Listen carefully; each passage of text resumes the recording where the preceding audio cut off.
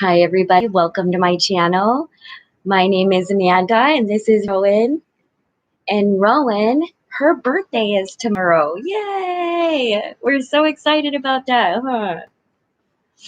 So, I just wanted to talk really kind of about the updates, what's going on, how we've been. Um, the last few days has been, not even gonna lie, a little rough. Hi, Akshay. How are you? Um, in that Hi, Maddie. It's been a little rough in that our unhoused population was hit by everything, by this virus. And so, hi, Terry. And my job is a community liaison for the unhoused, and I'm also a displacement consultant.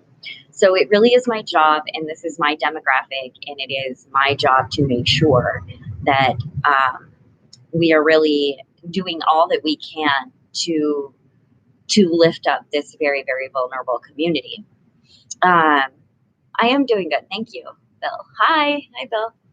Um, so I really, I got some input from my colleagues, the people that I work with, and I have put together a very not scathing, I would say, letter, but definitely very firm about how I felt that we were failing um, our unhoused. And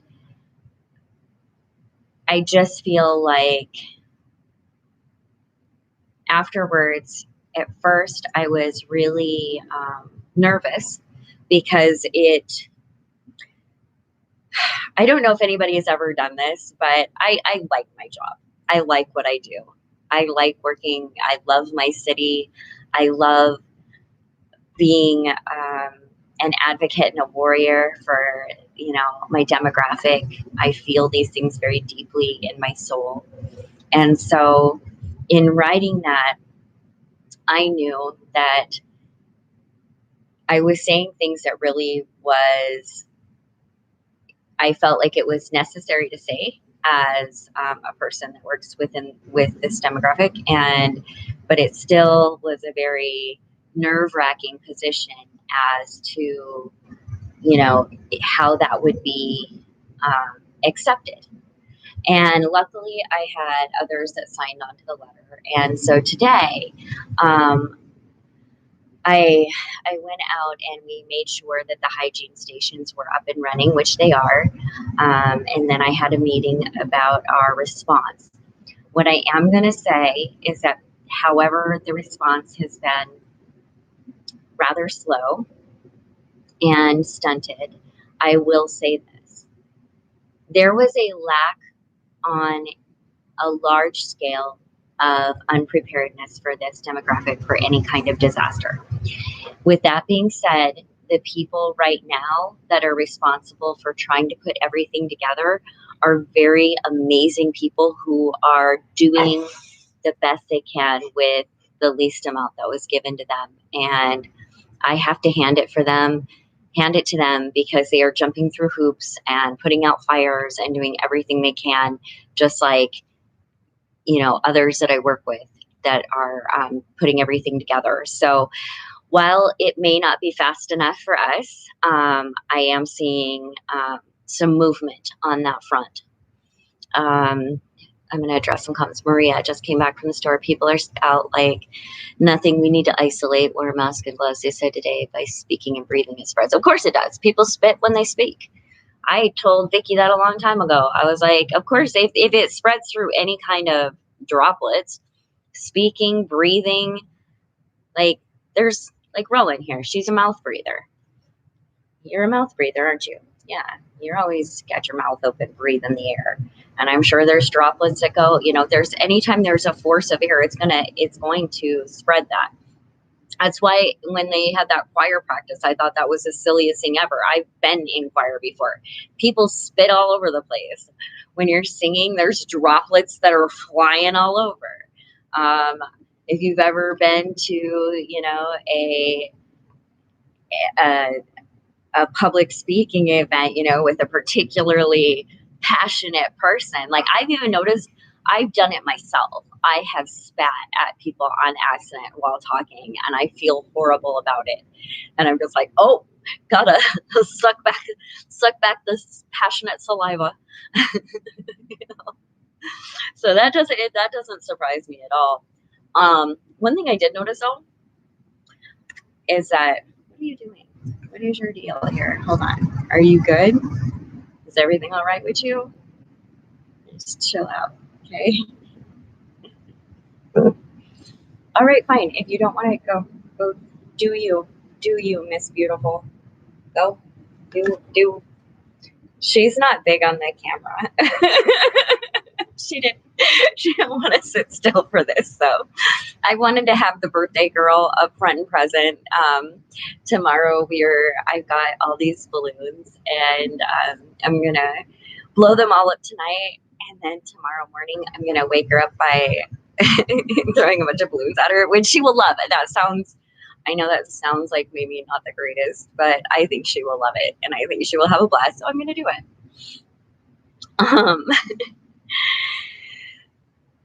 But yeah, people are working really hard on this. One thing I was going to talk about is a false sense of security. I will say that what I have noticed, hi Cyanide and Happiness, what I have noticed is that the longer this goes on, it's almost like that you can't be in a state of hyper arousal for long periods of time. It wears you out. I know this because I've survived all sorts of traumas, like some serious stuff. So I know that after a while, when a trauma is long lasting, you start losing that sense of emergency. You start losing that sense of severity of the situation. And like today, and I am not by any means proud of this, and I want to just throw that out there that I am not proud of my actions today, but it could have been done a lot safer.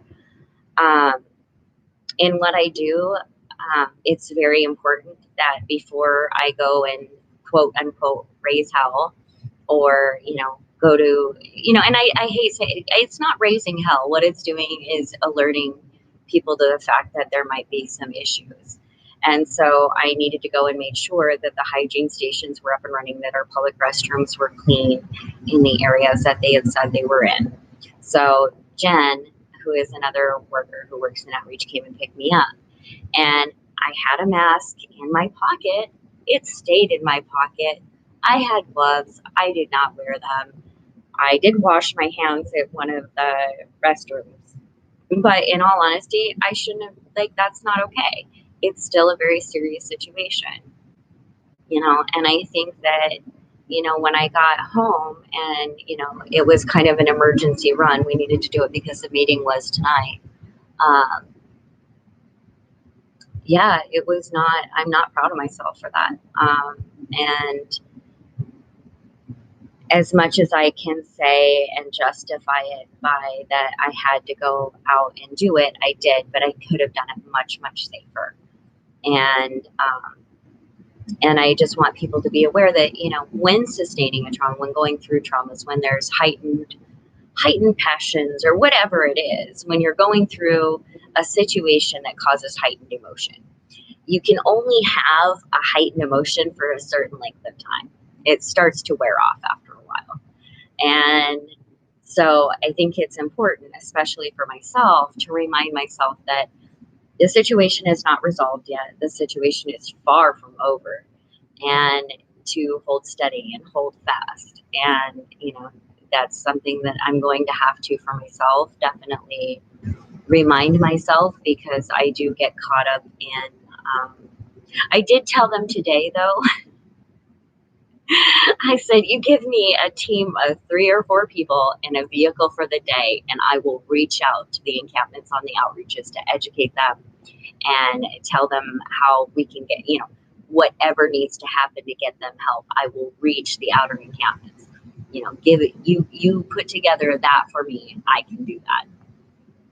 and they were like, well, we can. I'm like, because that's what I would need. I can't, I'm just not in any condition to be walking all over the encampments. But it is important that if somebody's going to do it, then it ought to be somebody who knows what they're doing. So that was kind of where we were at on that, because a lot of stuff has been shut down.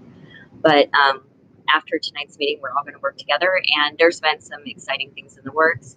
We are opening up some hotels to our unhoused, so that they can actually be be roomed. And this is not for isolation or quarantine. This is actually to shelter them. So that's a much better solution, I think, than groups of people. Maria, you need to be healthy to be able to serve others. Yes, I know I do, and I agree with that. The situation that we're running into right now is that while I will do everything in my power to save my life and be safe, there is a way to reach people safely if it's done in a correct manner. So if the powers that be decided that, okay, they were going to provide me with a team of people and, a vehicle to get, to these encampments for a day. There's a way to do that safely and to do that. And I would make sure that I did that in a way that was absolutely not going to either endanger myself or endanger other people. Do I think that that's what's going to happen? More than likely not. More than likely we are, it's kind of right now, we have some amazing people, they even look tired, everybody's just working, as hard as possible to try to come up and figure things out. They were, unaware that, community members were putting together teams under the premise that nobody was doing anything. And it, ends up endangering an entire demographic of people. So there are things that are in the works. Is it enough yet? No. I made a very pointed observation today that we needed to not look at the hygiene stations as help for the homeless. We needed to look at that as we don't have enough facilities for our public in Seattle. And it has absolutely nothing to do with anybody being unhoused. It's the fact that 100 bathrooms shut down from businesses around everywhere. And when people are at parks, there's just, there's too many people with too little restrooms. So we had to put something out. I mean, it's really a public issue, a public health issue. It's not, I don't want those things seen as, it's all about, we're doing this just for the unhoused. No, you're not. You're doing it. You're doing it because we don't have enough facilities for our public. That's why you're doing it. It really has nothing to do with whether anybody's unhoused or not. So let's make sure when we're focusing on the unhoused solution that it's really focusing on issues that are right there, that are viable, like within an encampment, near the encampments, in a whole space. Am I in LA? No, I'm in Seattle. I'm in West Seattle, actually. Our West Seattle bridge just got shut down because apparently the structure is not sound and it was all cracking. Maggie, hi! Oh, it's great to see you. How are you? For those of you that don't know, Maggie is an absolutely wonderful, amazing woman who also has some lived experience and is very wise and is an author. I have a lot of love and respect for her. Pardon. Stop whining. Oh my. Man, be safe, always healthy, food is. Thank you. I'm definitely, that is one thing I've got to say is throughout all of this, I have had such amazing, kind people send over what I need, make sure that, Sandy today, I wanted to thank you. She was, went through my list and I'm like on my last roll of toilet paper because, I plan ahead so well. But up here, I don't hoard. so, so she went through my list and sent a bunch of stuff, and I'm so thankful. And a big bone for Rowan on her birthday, so that's really exciting. Um, you're on day 25, are we so sheltering in place, right? I just lost count of the days.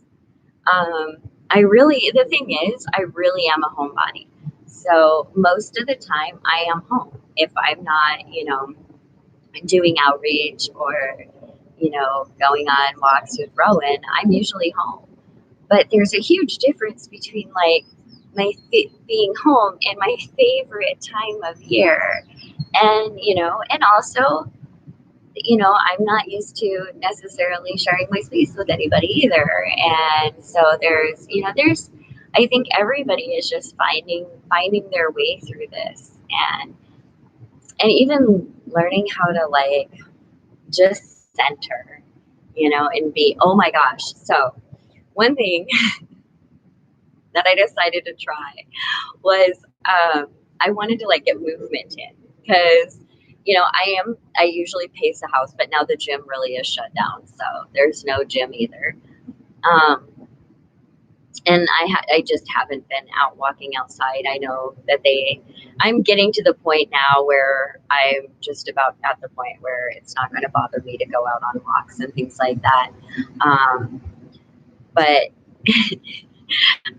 the New York Ballet has a 1 hour workout that's like stretching and stuff, and it was like the coolest thing. So I totally have been spending time finding cool like workout dance videos and trying to get movement in.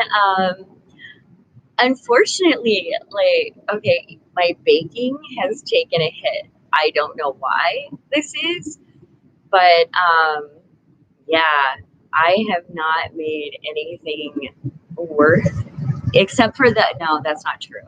I made a peach crisp, I think it was last night. That was absolutely amazing. It was peach and walnut, and it was really, really good. Let me address some comments. Oh, hi, Sandy. Bill, we had 2 positive COVID with 150 adult travelers. We had a shift exposed elsewhere. Since these were recent arrivals from us, we held it as opposed to individuals for now. Yeah, we are looking at a bunch of different solutions. Like I said, we have gone to 3 hotels. We are moving people in. I think the total numbers of people were in the hundreds. And I do know that there are tiny homes being built right now to put people into. It And that was one thing I brought up. Like, we should have been prepared for this. We knew about this a long time ago. Like, we knew pandemics were coming. We've talked about it. We've discussed it. Climate change is a threat multiplier. I mean, these things have been common knowledge, but no plan was put in place. So now, because of that, the people that are now find themselves in this position were left with no recourse or no plans. And so they're trying to, really do everything within their power to put together these plans and save lives. And it's very difficult to be handed a big ball of nothing and make something out of that. Let's see. Hi, gay homeless with pink nails. Maggie, I agree. I'm always at home, but I usually have the free around the sidewalks in Hawaii. Yeah, I miss grounding. Me too. Yeah, it's not gonna lie, I'm having some trouble with it. I would like nothing more right now than to be up in the mountains just hiking.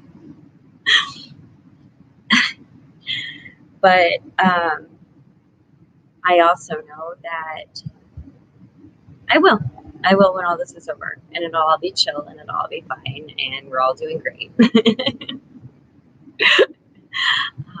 I sent you a message on Instagram.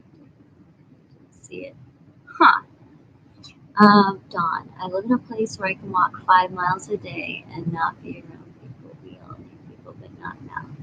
Well, I think that, and some people do good with living in a rural area.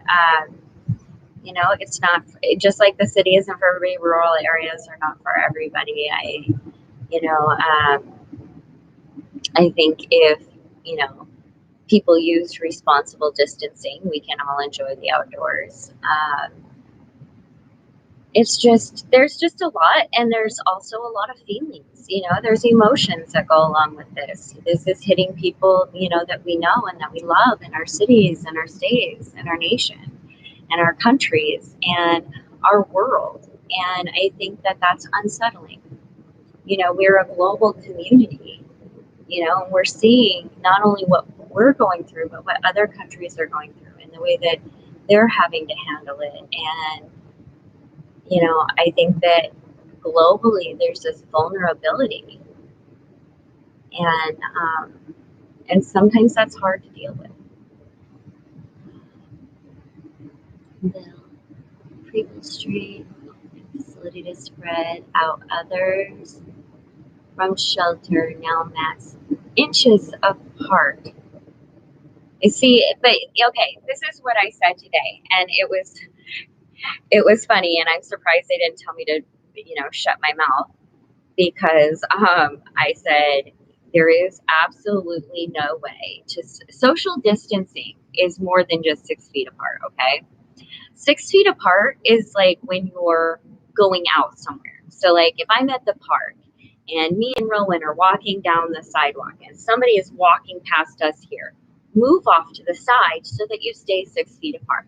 That's social distancing in that aspect. If you are in the same household, room, building, and it's an open setup with others, that is not social distancing. People have to have their own space to be able to effectively social distance in long-term situations. And so with shelters like that, where there isn't private rooms and they're sharing facilities, that doesn't work. And it's to try to, you know, for them to even suggest that that's, you know, an effective means of stopping transmission is ridiculous. Um, let's see. Thank you. I'm trying to smile a lot, Maggie. I'm trying to giggle. I'm trying to laugh. I'm trying to make jokes. Some of it is very dark humor. um, but I also felt that real dangerous calming of, you know, oh, I'm going to be fine. Oh, everything's cool. You know, oh, I probably already had it. You know, and I think that that I had to check myself. I had to check myself hard and just be like, hey, wait a second. You're only doing this because you're coming down from that hyper arousal state, and you can't maintain that, but you still need to use logic and understand that it's still an emergency situation. It's still a developing serious situation. So I've been trying to really think about thinking. One thing that I have noticed a lot is that my executive functioning took a hit really, really bad. Um, it became, I've even noticed in my wording, my speech, it's harder to think through things. I thought, oh, I'll be learning languages and I'll be studying all the free classes and I will be making my website, which I did start my website. Um, but I thought I would be doing all of these productive, amazing things. And, you know, it just, I still feel stunted. Like I'm hitting like this wall sometimes of I will be in the middle of doing something and I just cannot think anymore. I can't think. And that for me has got to be the most annoying, irritating. I painted a canvas the other day and I had to throw it away. I couldn't, I destroyed it just by not being able to focus on it. It was awful. And it's just, that's one thing I've really noticed is that, the executive functioning, like, man, brain injury came rearing its ugly head real quick. And so it's been a check for me a little bit. Let me address some of the comments.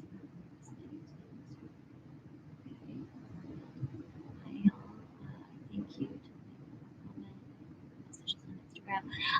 I don't always get to everybody's messages. I try, but honestly, I'm not one to, even the people who know me really well and are my friends don't hear from me every day or very often. This is kind of my forum to talk to people rather than private messaging. So honestly, most of the time, if it's going to be a private message, it's either has to do with a good friend, family, or business. So don't take it personally if I don't message you back. I do what I can. And right now, I'm barely keeping my thoughts straight. um, yeah, Megan, you are definitely not the only one. Cognitive functioning, I know it has to do with the trauma. And I was thinking the other day, I'm like, oh my gosh, how long is it going to be to come out of this one? Because every time, you take a hit like that and it screws up, your cognitive functioning for a minute, you got to shake off that static, that white noise in the head. And it takes a little bit to shake through that and get back to learning and processing. And it's very frustrating when you want to be moving forward constantly and you want to make sure that, I'm almost like, hold on just a second. I think I'm 41. Yeah, am I 40? I think I'm 41. 41. I'll be 42. And there's not tons of time to learn everything. I want to learn as much as I can. Nothing is guaranteed, so I want to learn everything. And sometimes when I can't, it gets very, very frustrating, and it makes me want to throw a tantrum. Hey, Tammy. You're in the middle of an academic trauma situation extended. This is so hard for it really is hard for I did not even understand how it's very difficult to think, and I've brought it up numerous times and I brought it up to my bosses today, is that as much as I love the city I work with, if this had been 3 years ago, I would have been left to die out under a bridge. Like, for real.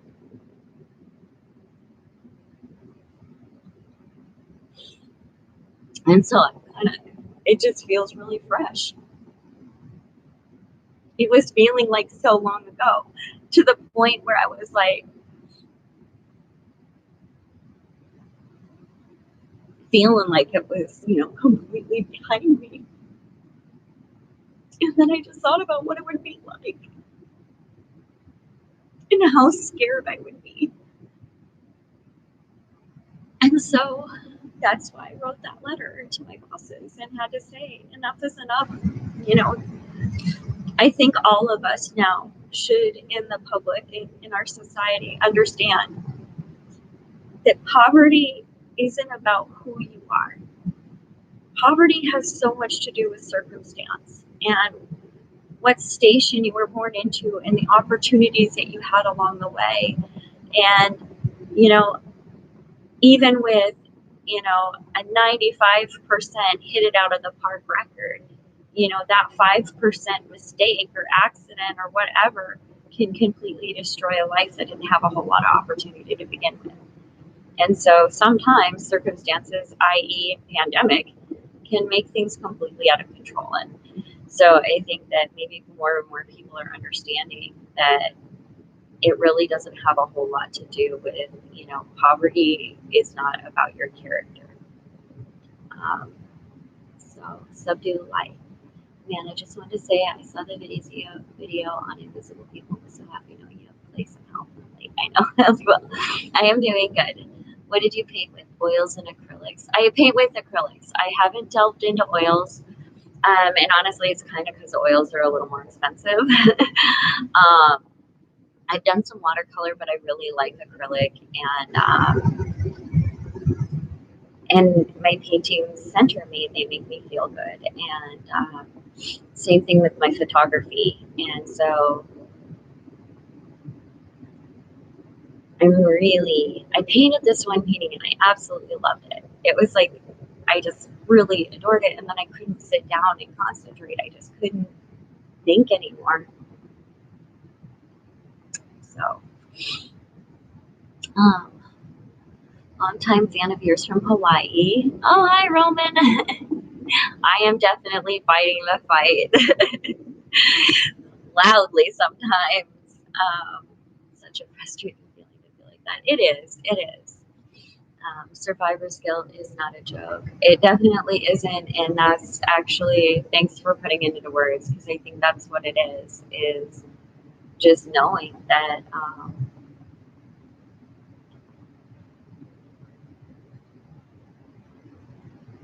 by grace, you know, because let me tell you, nothing I did made me any more or less deserving of having my basic needs met than anybody else. I am not better than one person out there.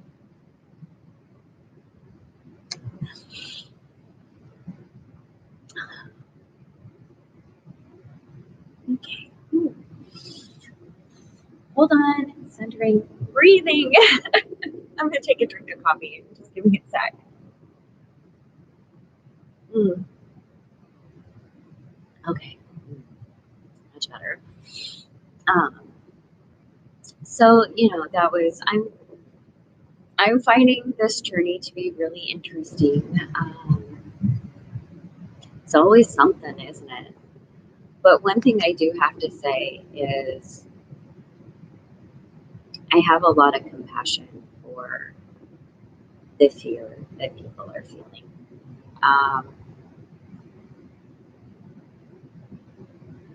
it's not fun to feel like you're not in control of your life. It's not fun to feel like nothing you do matters. And and I have empathy for that. And if you're feeling that way, just know you're gonna get through it. And there are all sorts of things we can control. Our thoughts are, sometimes. And if not, there's meds for that. Um, loudly is good. It is. It is most of the time. It is. As long as the loudly has a purpose, I think. What I try not to do is, I know that a lot of people in outreach and stuff can get caught up in this. I call it, okay, so this is total dark humor, but I call it the humanity scenario. And it's where when you approach a situation, okay, for example, what's a great example is sweeps, right? Sweeps are awful. Nobody wants to see sweeps happen. But we have to understand before we change things, we have to really to debate the idea. So, like, if I was going to go to the mayor or somebody and debate, I don't like sweeps. I don't want them to happen. I have to understand what their thinking is in doing it in the first place, right? So I have to come to them and we have to be able to talk, and I have to listen to them and understand where they're coming from to be able to fix it.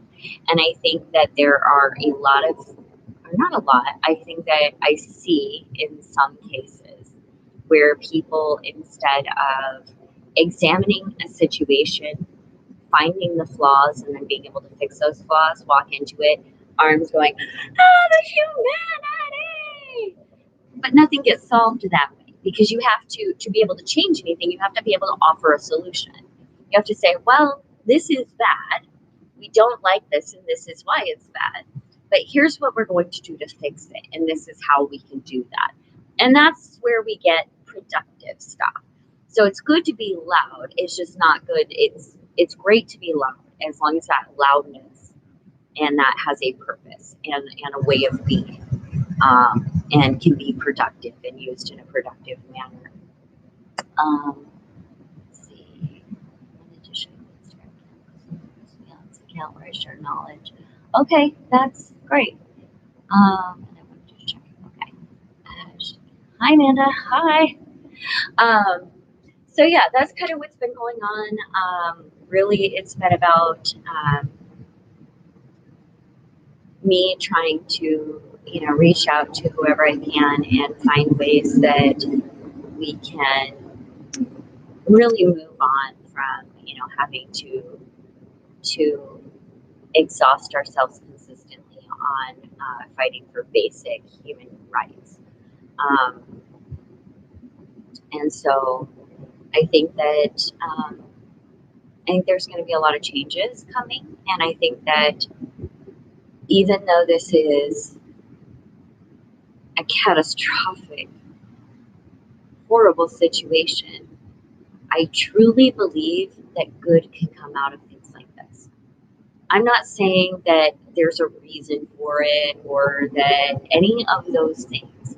I am saying that in situations that are just really horrific, there's not a reason that they're horrific except that they're horrific. I think that in that it it changes our us. It changes our souls at times towards better ways of being, hopefully, if we use it in the right way.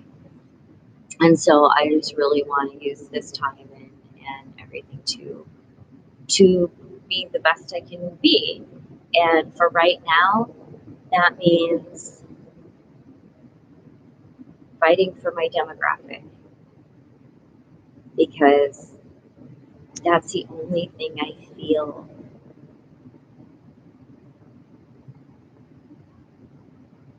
like I can do. I wanted to do all the stuff. Like I was gonna have my YouTube channel like on point with like everything all like because I don't even think I've spent a whole lot of time on like description or anything else. Like there's so many. I'm not excessively detail oriented. One thing I always like when I get caught on stuff a lot, like I'll work and I'll turn things into like for example, people that work with me have to check me, like because they'll be like, okay, we're still here, because I will go from block to city to national to global real quick, and everybody's like, whoa, we're still on block, hold up. And so sometimes like Gypsy'd have to check me and be like, keep it simple, and so I try to remember, keep it simple, just whenever I feel overwhelmed, breathe and break it down into its smaller components and take it from there. But sometimes that doesn't, I'm not always still functioning. Why are you whining? Because that's just not fun. I'm so sorry. She is just whining in the background and it is driving me insane. Rowan, why are you whining? Not cool. So does anybody have any comments or questions? Because if not, I am going to get off of here. Okay. So that's kind of what's been going on. Anybody? And looking after yourself too, that's also important. I am not, that's exactly it. Absolutely. Looking after, like the other day, I just hurt so bad all over. So I took time and just gave myself like a full massage and everything was like, oh, so much better because my muscles were so tight. I think I was just so stressed out that everything, and also people who are on medications like myself that are biologics or immunosuppressants can't be taking their medications during this time. And so I am in quite a bit of pain, a little more than I normally am. And so that's been like not fun. um, how's my daughter? My daughter is doing great. She really is doing great. Both of them are doing good. Um, yeah, they're they're amazing beings and they're doing awesome. She, of course, is a little nervous at how things are going. I think my little one's just bored. Um, so anyway, everything's great. I will be on tomorrow, and we will be having a birthday party for the Rowan. And if I ever can get back to concentrating on even the simplest of baking, that would be grand. I don't know what has been like. Usually, I would say honestly, I'm about 95% on it with my baking and cooking. And that has gone down to like 25% lately. And I don't know what happened. I think it happened when my yeast went inactive. And like I have 3 loaves of bread that didn't turn out. And I was just like, yep, nope, can't bake anymore. Everything's gone. It's done. Let's see. I am really shocked I got about the current situation in the U.S. Trump administration.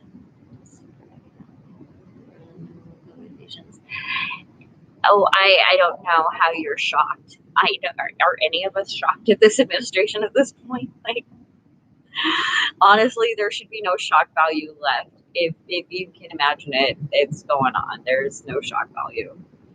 Um, I mean, honestly, I lived under a bridge. I'm not shocked at much in this country, I'll be honest. Um, let's see. Thank you so much for all you do. That's a thank you, everyone. Like, we're all just doing exactly what we can. And I will say, out of all of this, I have seen so much kindness, though. Like, really, neighbors checking up on neighbors, making sure people are okay. I I have to say, I didn't even have to look for it. It's right there. People are being kind. Um, and that's a beautiful, beautiful thing. Um, so thank you. Thank you for thanking me. I just try to do what's on my heart and what I feel is right. And um, and hopefully it works out. Some for great French toast came out of that. It did. Okay, you're right. I forgot about that. I have a little trick. So, any of you who have decided that you want to start making bread, see, I've made bread for years. I've made bread since I was young. And so, most of the time, I can just throw a loaf together, no issue. But I had old yeast. And I thought, it won't matter. I'll let it raise. Well, it didn't turn out. And so, what I did is because when it doesn't raise, what you'll get is this like thick, icky crust. Like it's not a good crust. It's like a thick, crusty crust. And you cut that off, so you've just got like the bread, and it's going to be real compact and almost like spongy. But you cut that into little sections and make French toast out of that, and it is amazing with some homemade syrup. And then you don't waste a loaf of bread, and you get to eat it, and it's still delicious. And you don't have to eat, and be butthurt that your loaf didn't turn out. Um, the food night is good, but it was awesome to finally catch a live stream. Thank you. I've been just, it's, I didn't know what to talk about because I've been so emotional, and it's very hard to, like, by the time I'm like settled down and stuff, I'm like, I have to kind of weigh, how late it is, how emotional I am, because I don't want what happened the other night where I had a breakdown on a live and sobbed so hard that my nose was running, and I was like, oh, I didn't find that to be productive. So I want to make sure, that if I feel my feelings, and I feel my feelings deeply, and I like that about me. But sometimes it is a little much. When you paint again, if you don't like it, you can always undercoat it again and have another go. That is true. It's true. I think I was just painting in panic mode there for a minute.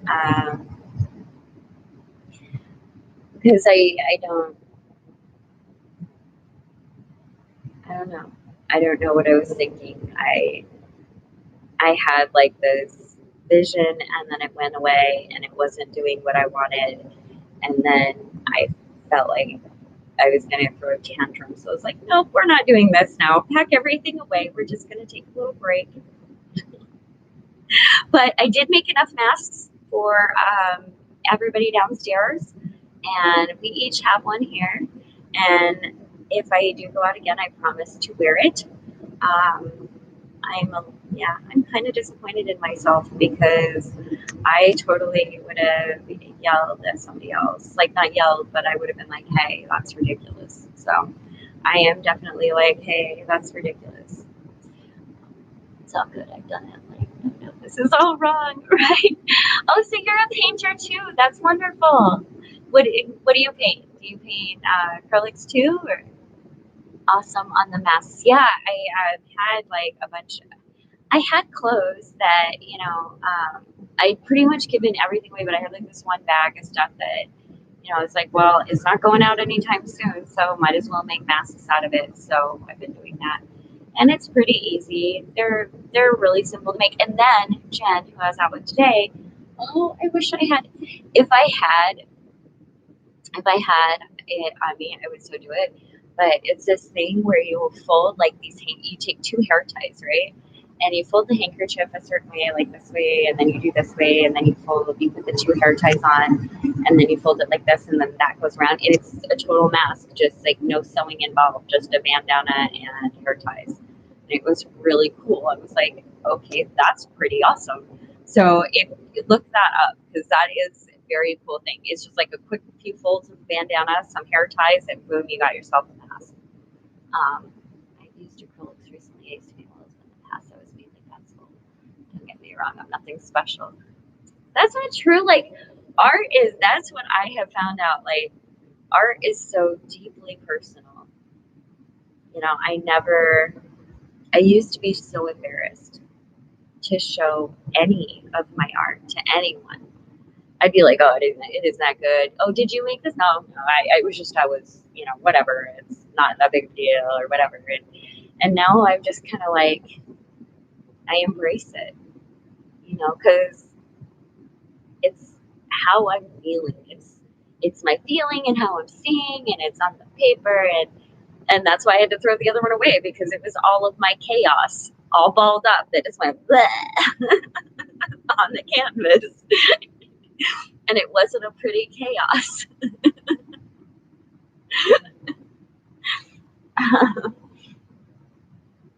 San Diego just went to You Must Wear Them While Out today. We should too. It's a thing. I really, and I did see several people wearing them, and I don't, why I didn't, I can't tell you. I don't know. Like, what, I had it in my pocket. It would have been no big deal. I just, I guess, I am just so disappointed in me. I'm, I'm so disappointed that I did that, but won't be happening again. If I will definitely take all safety measures. Maybe it was something about wanting to feel normal. I don't know. I have no idea. Sometimes I don't know. She can be a little crazy sometimes. um, I was trying acrylic pours recently. Very messy. Yeah, I haven't tried pours at all. I really like working with the brush. It's something I like getting. I get messy. I like, and for some reason, I'll start painting and not think about what I'm wearing. So like most of my clothes have paint on them, and I'm always hoping to like pass it off as whatever.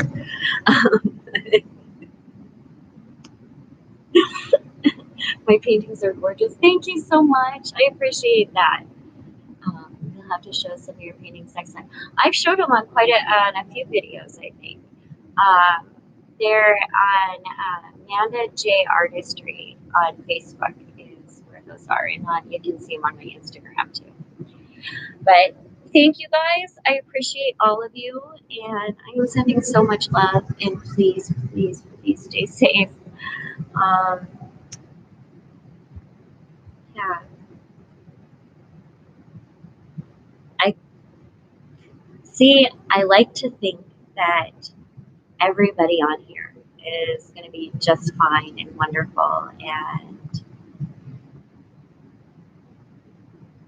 I know that's not the case. That all of us will be affected by this in some way, shape, or form. So I'm just sending as much love and compassion as I can out there. And if it does affect you, I hope that it's not very severe. So, anyway, good night, you guys. I will see you tomorrow. Wait for the video because I want to take video when I pour the balloons on her.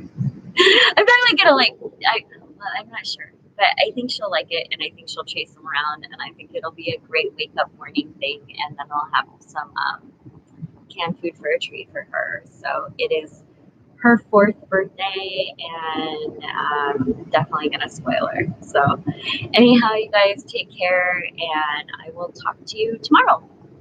Bye.